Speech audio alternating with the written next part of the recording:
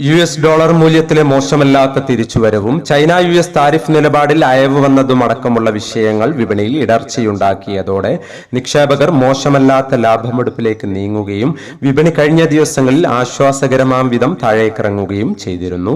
എന്നാൽ വലിയ തകർച്ചയ്ക്കുള്ള സാധ്യതയില്ലെന്ന സൂചന കഴിഞ്ഞ വീഡിയോകളിലൊക്കെ നൽകിയതാണ്. ഇന്നലെ രാവിലെ സ്വർണ്ണവില പവന് 2480 രൂപയും ഉച്ചയ്ക്ക് ശേഷം 960 രൂപയും കുറഞ്ഞിരുന്നു. രണ്ടാം വില പ്രഖ്യാപന സമയത്ത് അന്താരാഷ്ട്ര മാർക്കറ്റിൽ ഔൺസിന് $4071 പരിധിയിലായിരുന്ന സ്വർണ്ണവില ഇപ്പോൾ $4092 പരിധിയിലാണ് എത്തി നിൽക്കുന്നത്.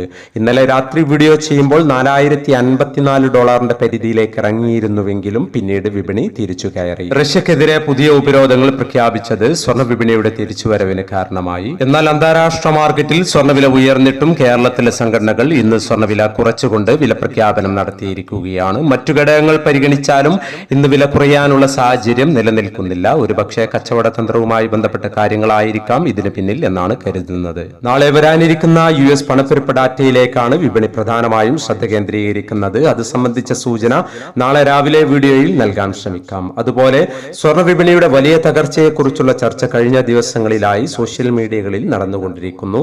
അത് സംബന്ധിച്ച വല്ല സാധ്യതയുമുണ്ടോ തുടങ്ങിയ കാര്യങ്ങൾ സൂചിപ്പിക്കുന്ന ഒരു സ്പെഷ്യൽ വീഡിയോ വൈകാതെ നിങ്ങളിലേക്ക് എത്തിക്കണമെന്നാണ് ആഗ്രഹം. ഇന്നലെ രാത്രി തങ്കവില ഗ്രാമിന് 12400 രൂപയായിരുന്നു. വൈകി വരുന്ന ഇന്നത്തെ തങ്കവില 11 മണിയോടെ കമന്റ് ബോക്സിൽ പിൻ ചെയ്യുന്നതാണ്. എല്ലാ വ്യൂവേഴ്സിൽ നിന്നും ഒരു ലൈക്ക് പ്രതീക്ഷിച്ചുകൊണ്ട് ഇന്നത്തെ സ്വർണ്ണവില നോക്കാം. ഇന്ന് പവന് 600 രൂപ കുറഞ്ഞു. ഇന്ന് 23/10/2025 പവന് 91,720, ഗ്രാമിന് 11,465. ഈ വീഡിയോ നിങ്ങൾക്ക് ഉപകാരപ്രദമെങ്കിൽ വീഡിയോക്ക് താഴെ ലൈക്ക് ചെയ്യാൻ മറക്കരുത്. Thank you for watching.